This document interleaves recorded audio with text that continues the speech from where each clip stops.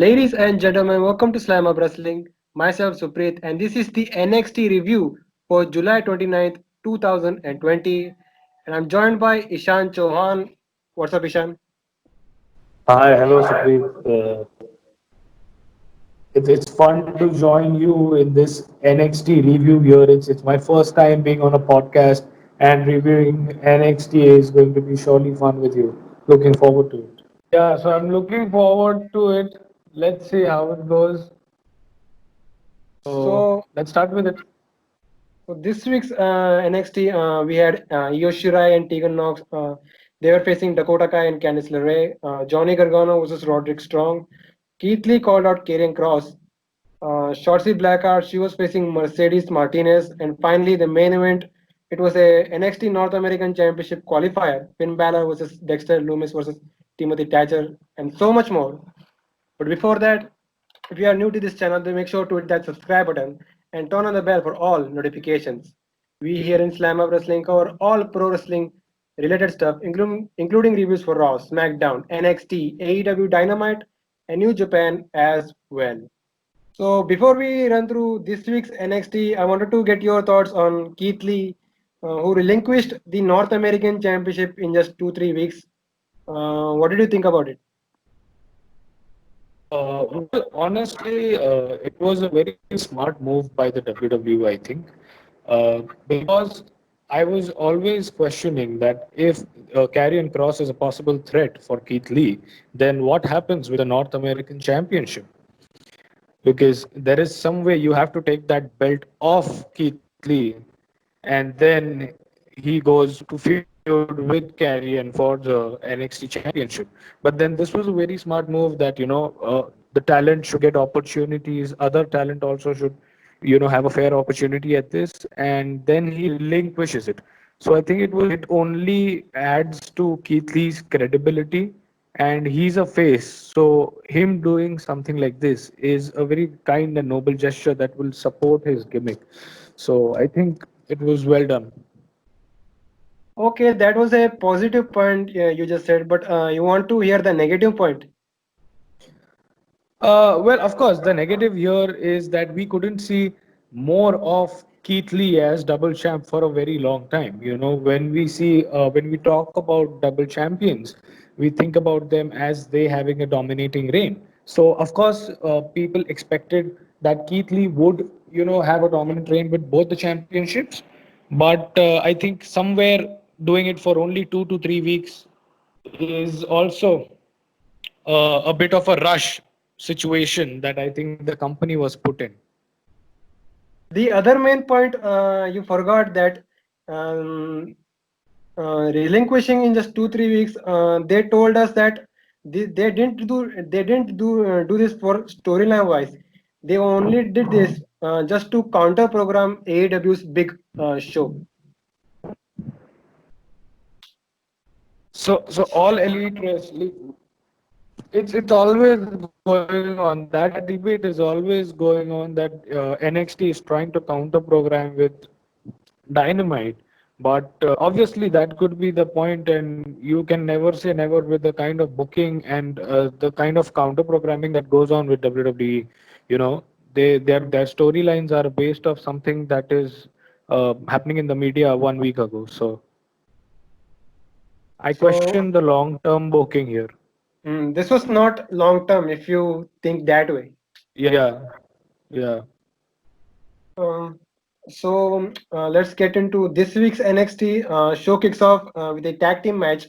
Uh, we were supposed to get Dakota Kai and Candice LeRae versus Io Shirai and Tegan Knox.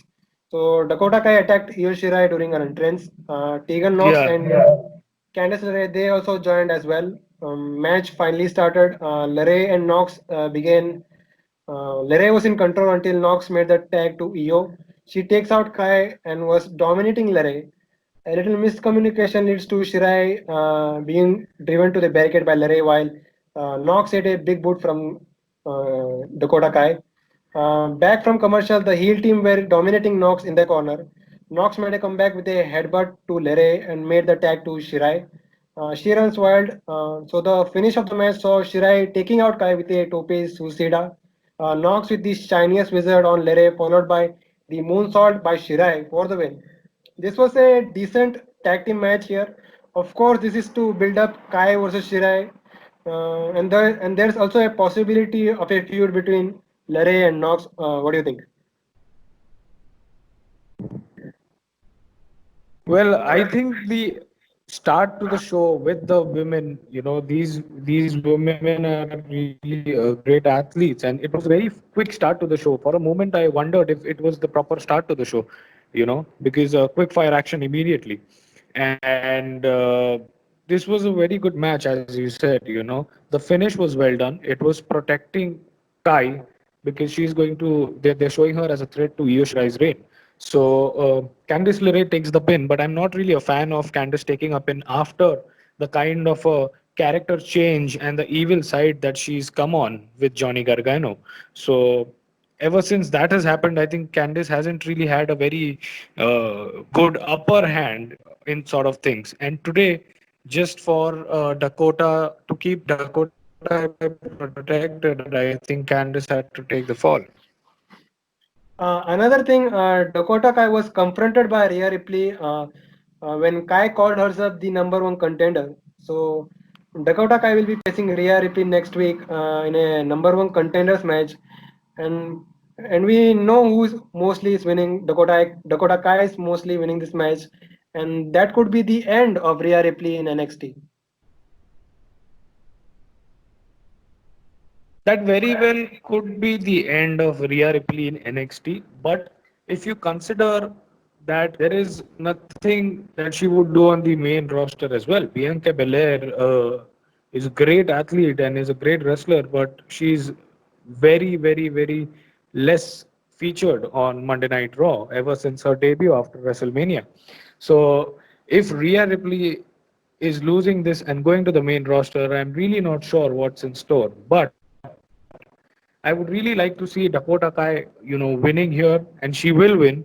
But Rhea staying down and out, she gets back to the top, I think. But she needs to get back to the drawing board and start from there. I think it should be a redemption story because there's nothing around Rhea right now. There's no buzz, and there's no redemption. There's no aggression that I see as such. You talk about the redemption story.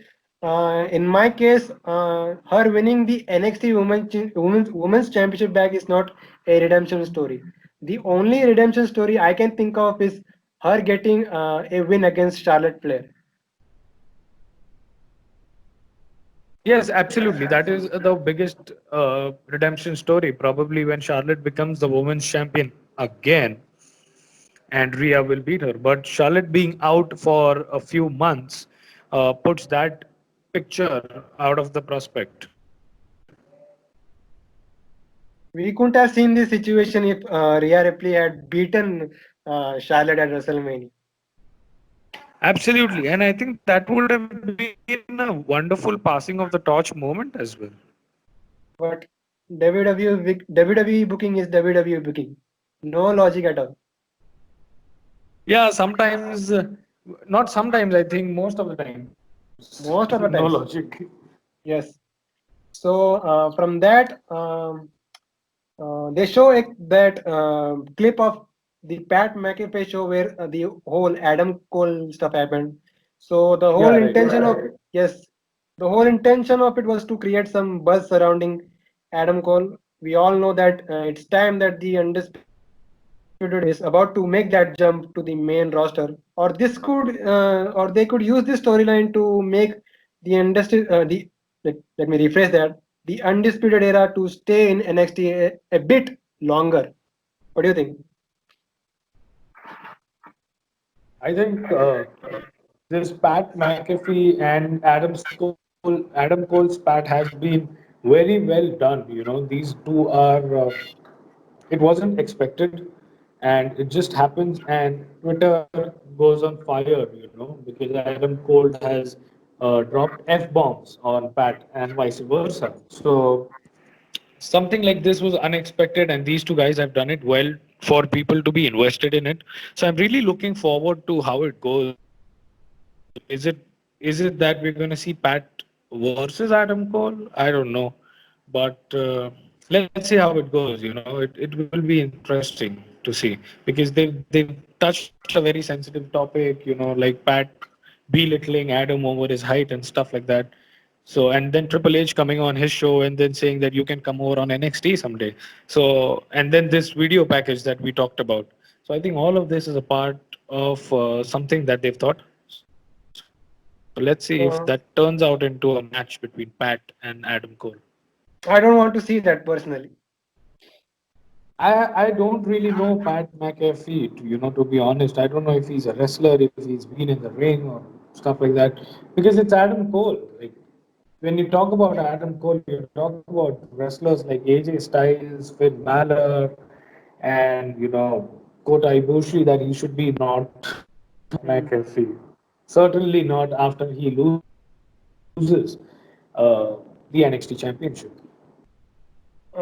Speaking about the undisputed era, so Roderick Strong, he was facing Johnny Gargano. So both Gargano and Strong were part of that triple threat match last week, where Bronson Reed won.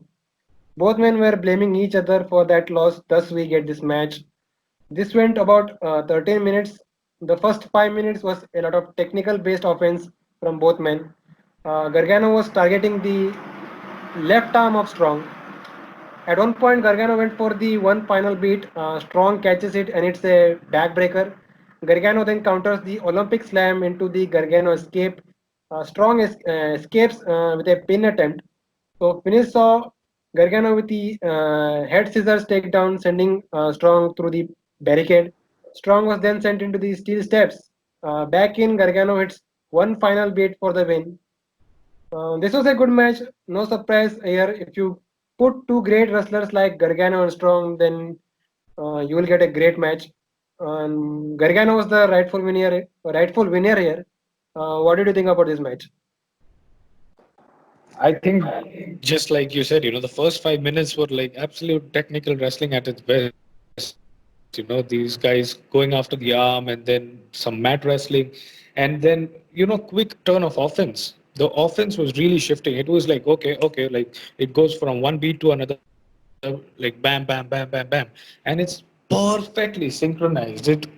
It's like magic seeing such good athletes, such pure professional wrestlers just tear it apart. It wasn't really a show stealer, but it was a great match for TV. And I think in 13 minutes, this is the best that you get. I think it was very nicely done. And a point that I want to mention here is the fact that I liked how Mauro Ranallo or Tom Phillips were mentioning the fact that the undisputed era's ways have, gone really downhill, and they wanted to bring it back. They're looking for retribution. And how Roderick Strong was the man who, completed the prophecy of complete gold of the undisputed era. So this backstory with what is going on with the undisputed era, I think that was something very nice. I would like to see what happens next, as we see later on in the show. The undisputed era did make an appearance, but what's more beyond that? So next up, Timothy Thatcher was being interviewed as Dexter Lumis was staring him in the background.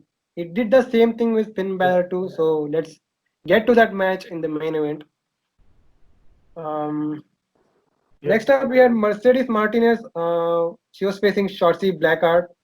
So this was as a result of Martinez attacking Blackheart and saving Robert Stone last week. Martinez also joined the Robert Stone brand. So let's talk about the match. This went about 4 minutes. Blackheart did get some offense here and there. So turning point of the match was Martinez. She hit a spider German suplex from the top rope. Martinez then hit the A Red crash for the win, and that was it. Good showing for Martinez. They also managed to keep Blackheart strong. I think Mercedes Martinez joining the Robert Stone brand will bring some legitimacy to this group. What do you think? And certainly, I've been a fan of Robert Stone ever since he's made his first appearance. and he was just blossoming with Chelsea Green. I think they should have, let the Robert Stone brand be with Chelsea Green and blossom, because you need more depth to what the Robert Stone brand is. Chelsea Green and Robert Stone were on television, and then Chelsea just left him, and then we've seen all of this happen. But if there was some more backstory to the Robert Stone brand, then it would have been much better. But what we've been given right now is also not bad. I think Mercedes Martinez joining the Robert Stone brand was highly unlikely. Nobody expected that to happen, and I'm sure that there are many people who think that joining a dead group like Robert Stone good for Mercedes Martinez, but I think it could give Robert Stone the much needed depth that I was talking about to his group, because you've got Alia, who's still a rookie, who's kind of an amateur, who's still learning under the wing. And then you've got somebody as ruthless as Mercedes Martinez. So it's something that you can make a good mix out of. But you see, I don't know what the next feud is lined up, because this thing with Shotzi is not going to last a long time. I think one more week and it will be done. What's next for the Robert Stone brand will matter where it goes.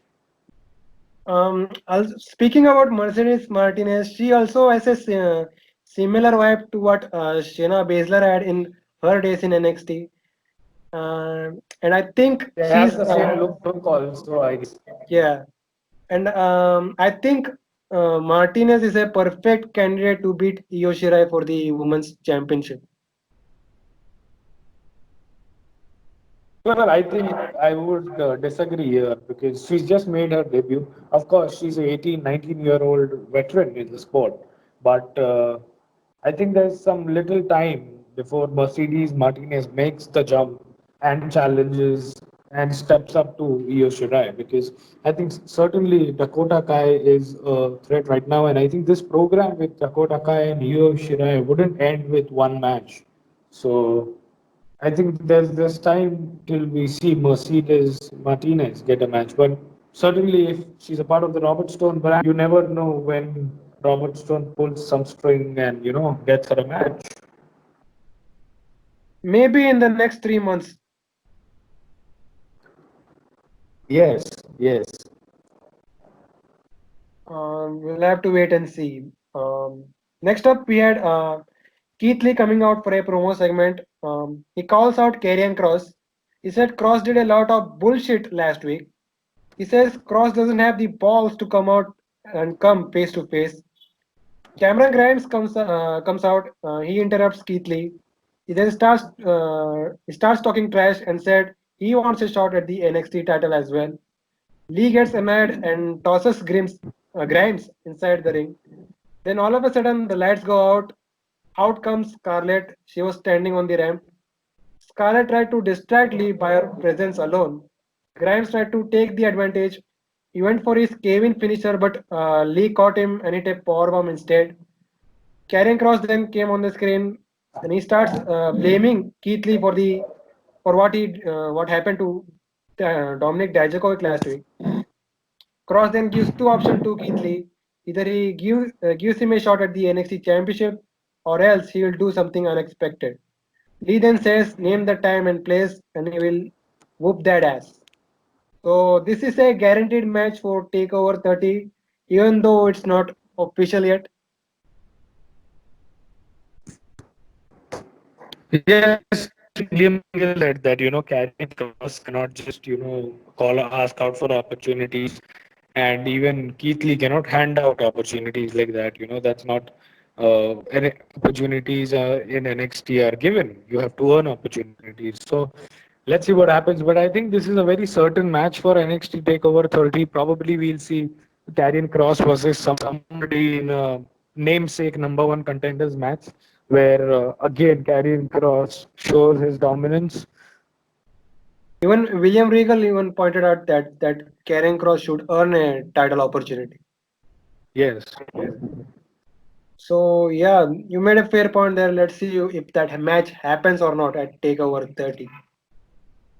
Cameron Grimes should be doing something more than this. One Uranagi or whatever cannot take that man out. If he's beat Damien Priest, if he's beat Finn Balor, if he's beat Bronson Reed, then you have to give him something like that. He's being. I know the use for Cameron Grimes was to show Keith Lee's power, but I think it could have been somebody else because I think Cameron Grimes has a lot of potential, and of course he's got that nagging, cunning behavior. But still, I just this is my personal opinion. I think it's a slow process when it comes to Cameron Grimes because there are already guys like Damian Priest, Karrion Cross, who are little ahead of him. So his chance will come. Like I said, it's a slow build for Cameron Grimes. So it's not a big deal if you think about it. Yeah, let's see. Next up, we had Imperium. They were facing Ever Rise. This went about 2 minutes. They tried to make Ever Rise look like a credible tag team. Imperium in the end got the win by hitting the European powerbomb, and that was it. Imperium were gonna have a post-match promo, but out comes the Undisputed Era. They attack Bartel and Eichner, laying them out. So as a result of this, Imperium will be defending the NXT Tag Team titles against Undisputed Era next week.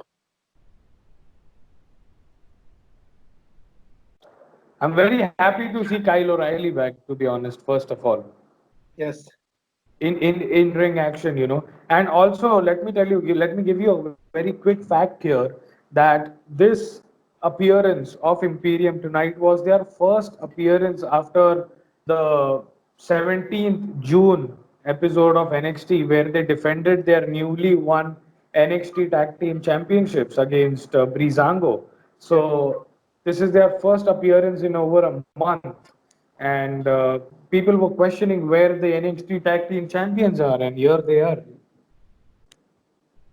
I wanted to talk about the tag team division in general because it has gone flat ever since teams like the Street Profits, the Viking Raiders, they left NXT. And actually, there are really no solid tag team left in NXT if you exclude tag teams like Imperium and Undisputed Era.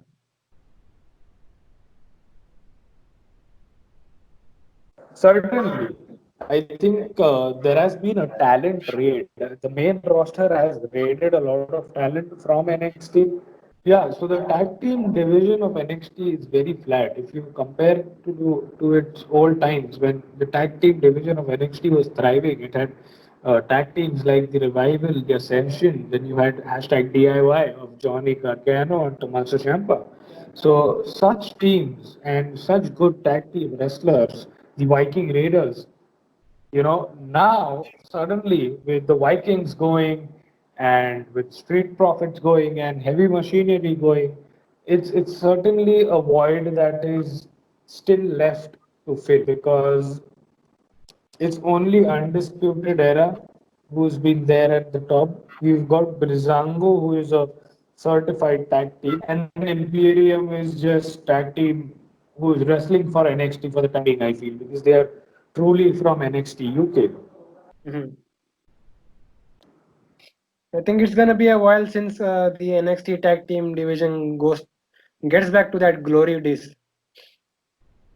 I certainly don't think so. It will be a while because they've got a really nice bunch of wrestlers in that locker room. If you see, Indus Share lost the push that they were probably going to get, and before this pandemic hit, if the grizzled young veterans had made their debut on NXT TV, Yes, yes. and they had said that they will be wrestling on NXT for some time now. Mhm. So grizzled young veterans had crossed, borders and come to the US to wrestle down in NXT, but I think the pandemic has got to them and they have flown back to the UK. I don't know. Also, you have a very nice very good wrestler like mm, Shane Thorne. He's a very good tag team wrestler. mm. So if Shane Thorne is paired with somebody, it could give tag team division the boost it needs with fresh new talent. I think Shane Thorne is teaming someone with someone named Brandon Wink, and technically he's moved to the main roster, but he's not Technically, yeah, used. but even Vanessa Vaughn has been moved to the main roster, but we haven't seen any of her. Oh, don't know. That's I think Vince McMahon forgot that someone like Vanessa Bond even works for the company. You never know because I heard that when Vince McMahon saw EC3 back in Impact a few years ago, it was a production meeting and Vince McMahon looked at EC3 and he said to the other guys in the production meeting that we should get this guy. Who is this guy? And one of the production guys said that oh, this is Derek Bateman. You don't know he was signed to us. And then Vince was like, who's Derek Bateman? I don't know. Yeah, that's a common thing when it comes So to Vince. yeah, so he even did not know that I think Luke Gallows was the man who played Festus on screen. Yeah, that's typical Vince McMahon. Yeah. So let's get back to NXT. We had a video package for Bronson Reed. Excuse me. He was talking about his background, how he got into wrestling. He said his wife helped him to get into training. He said he will win the NXT North American Championship at Takeover. He said Shawn Michaels lived the boy who dreamed, so Bronson Reed will live the thick boy who dreamed. So Bronson Reed is one of those guys that has really shown progress, and that's why he's getting a big push. Because once the top guys start leaving NXT, then you can use someone like him to fill in that spot. Yes, Bronson Reed, I think he's done a very good job and he's improved himself drastically. And he was never bad, to be honest, ever since he's made his debut. What I like about the current booking of NXT is that they're giving an emphasis on building up new talent. Now, we will come to the triple threat match later on, but if you see, it's Bronson Reed who's already a part of this match, who's Mhm. won this qualifier, and now he's a part of the ladder match. Then you've got Dexter Loomis, who's a part of it now. Mhm. And next week, we've got the triple threat where it's going to be Damian Priest, Oney Lorcan, and Ridge Mhm. Holland. So, Ridge Mhm. Holland is a former rugby player Mhm. who's signed to NXT UK. So he'll be making his debut. So now we are seeing these new faces. And even though Ridge Holland is a debutant, Priest, if you leave Damian Priest and if you see Damian Priest and Onen Lorcan getting this opportunity, Mhm. so it's certain that NXT is moving to the time of building new stars and new faces. I think Mhm. whoever wins that ladder match is going to be unexpected. It's either Damien Priest, the most easy and probable winner we can think of, or it is Owen Lorcan who is winning this next week. But that's what I like, that they're building these new stars. And Bronson Reed, well, he has to shine out on his own in some way or another because the kind of moves he does in the ring are almost the same, and the way Keith Lee does them. So he has to stand out on his own. The thick boy needs something more. So you mentioned Damian Priest. I think he's my pick to win that ladder match and become NXT North American champion because this past few months he has fallen under the radar, and I think this is the right opportunity to capitalize on his momentum and give the title to him. Yes, he's been in NXT for a little while now, and he's certainly done all that he could. He's gone after the NXT. North American Championship when Keith Lee was holding it. So he certainly, eyed that championship for some time, and it would seem certain if you see the guys that are there already that Damien Priest gets his long overdue fulfilled.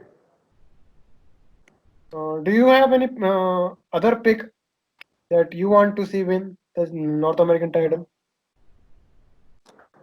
Well, see, as of now, we just know that it's going to be uh, Bronson and Dexter, and next week probably One or Damian Priest. I'm not counting Ridge Holland to be the winner because he's making his debut and stuff like that, but you never know. And I've never seen him wrestle, so let's see how it goes. You never know how it's gonna go. But so far, looking at these three guys, I think I would love Damian Priest to win it or Oni Lorcan to win it. Because Oni Lorcan has been my personal favorite for a very long time.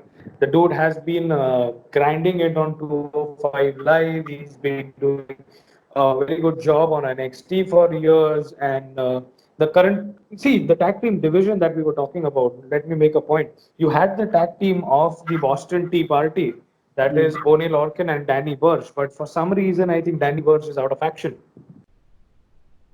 Mhm.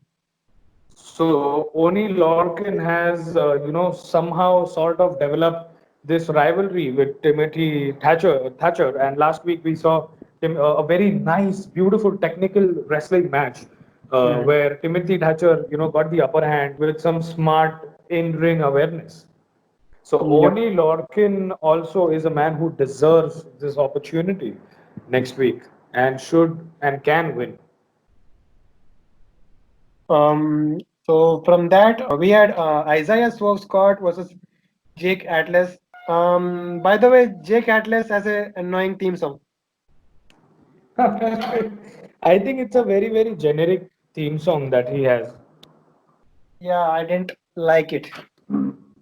But So let me tell you, it was a very wonderful match. It was my favorite match of the night. yes, yes. So this went about 10 minutes. They started slow, but all of a sudden the pace picks up. At one point, both men were near the corner. They go for the test of strength. Both men then start jump onto the middle rope.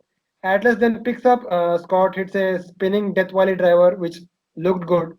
So Atlas followed it up for a quick near fall. So finish saw Atlas going for the cartwheel DDT. Scott denies it, sends Atlas to the outside. A super kick, and Atlas was stuck in the ropes. Scott then hit the house call, followed by the JML driver, and that was it. Like you said, it was a very fun match. Scott has already made his intentions for a cruiserweight championship match, and we could possibly see this at Takeover. What do you think? Yes, and we could see a show stealing match. I think Santos Escobar is a great, great wrestler, and Isaiah Swerve Scott is on another level as well. This match tonight, especially Jake Atlas and Swerve that they brought in, it was something that I wasn't really looking forward to. Like I didn't know that it was going to take place on NXT. It was really a sleeper, but when it actually happened, it was something that was next level. It was exciting. It was quick, and it had that friendly rivalry kind of a feel to it.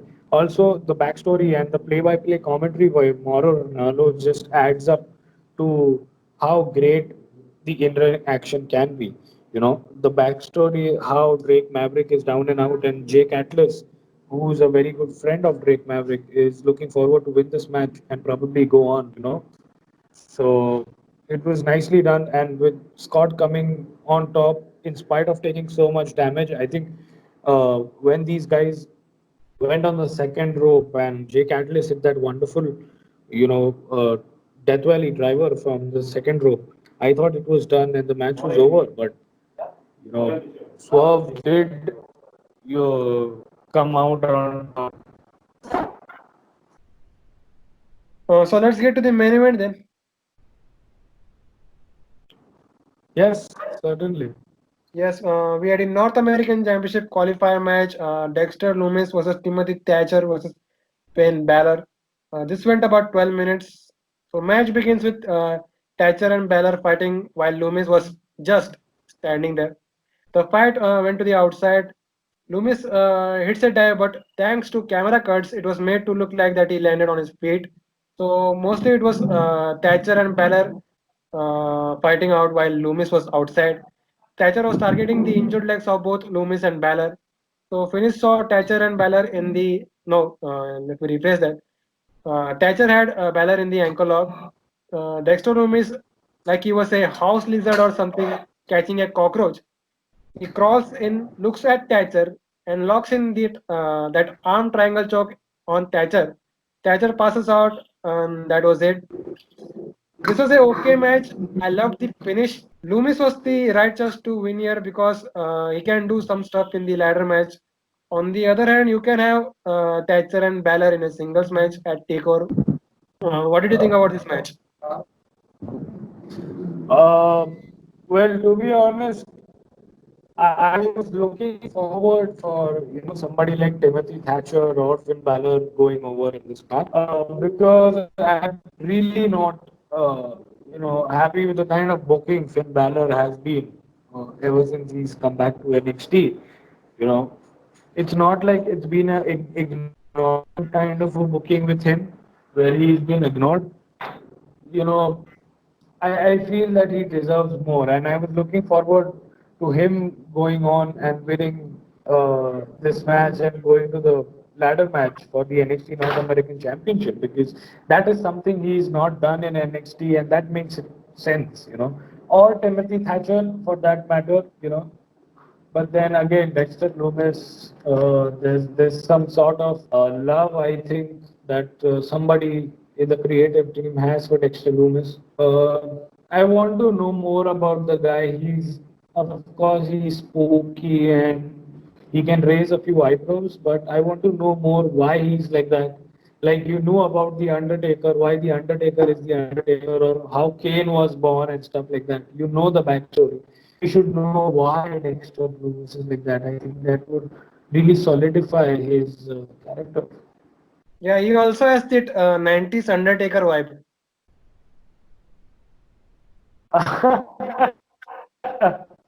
Nobody's got the Undertaker voice. No, I was referencing to that when during the early 90s, Undertaker used to walk to the ring very slow. His in-ring style was well little methodical. Dexter Loomis also is doing the Dexter same thing. Loomis is, I think, a mixture of Goldust and Undertaker. Yeah, you can say that. But overall, the Dexter Loomis character is great. Yes, I like him, but as I said, I want more story. I want to know more about him. Why is Dexter Loomis Dexter Loomis? I also think that it is time that we need more context to the Dexter Loomis character.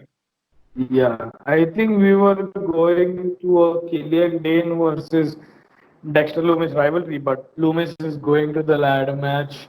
I don't know what's happening with Balor. I don't know what's happening with Thatcher. If they are going one on one, it's going to be a good match, but there should be a story.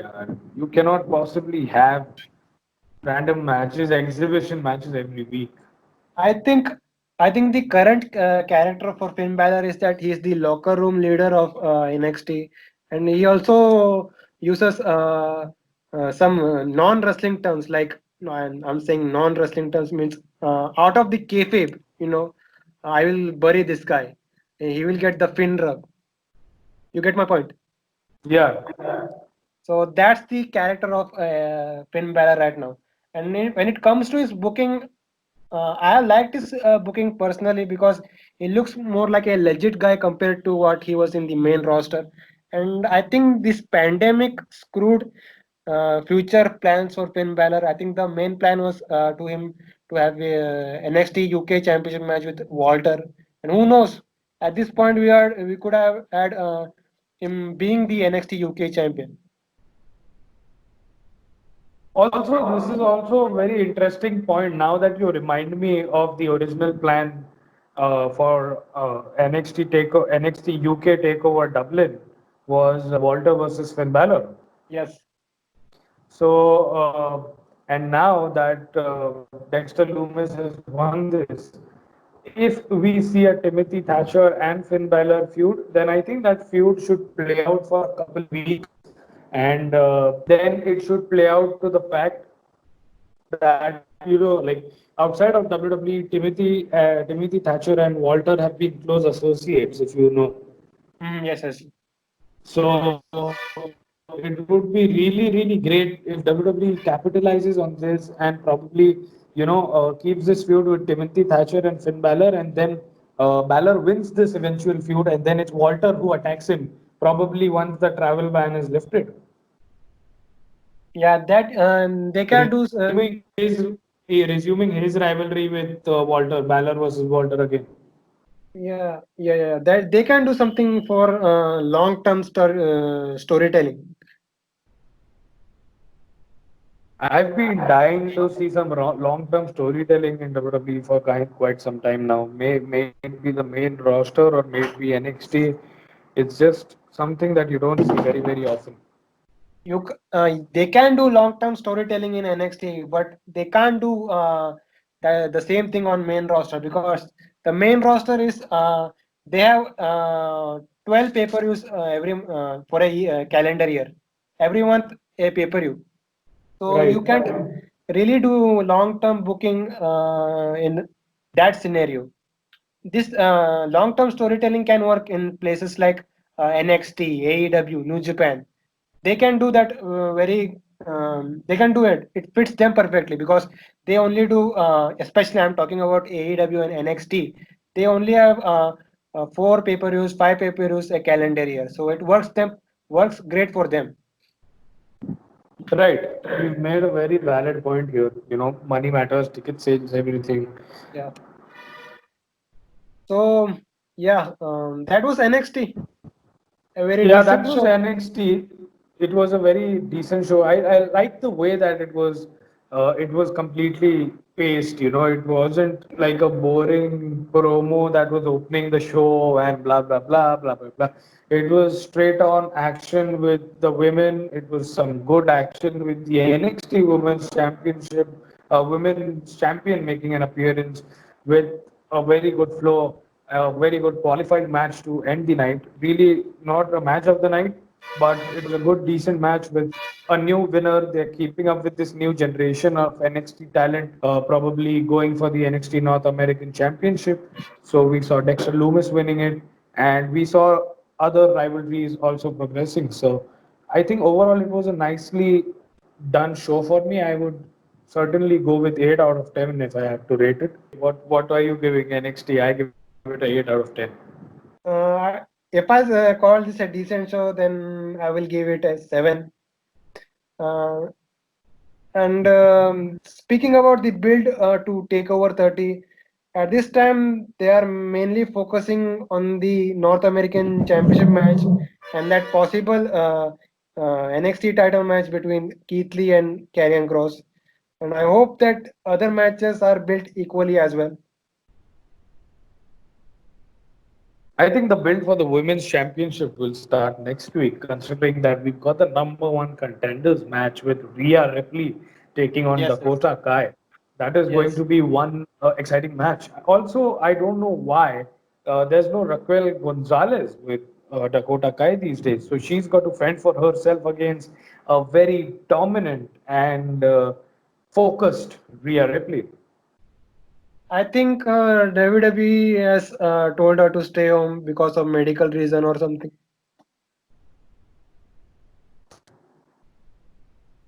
All right, all right. So if she's unhealthy, we wish her a speedy recovery. We hope to see her back on TV soon. So before we go, where can these guys find you? Well, these guys can certainly find me on Instagram, on Facebook. You can find me on Facebook on the name Ishan Vishwanath. On Instagram, you can type in Ishan Vishwanath, or my Instagram ID is Isarlay, that is ISARLAYY. So you can catch me up there, or every week on Spotify, on Anchor with Supreet, Slam Hub Wrestling. You can find Slam Up Wrestling on Twitter at SlamUpW, Instagram at SlamUp Wrestling. Our podcast and reviews are mainly audio based, and if you don't want your YouTube app running for that, then you can catch Slam Up Wrestling on Anchor and Spotify as well. So this was the NXT review, and we'll see you guys next time.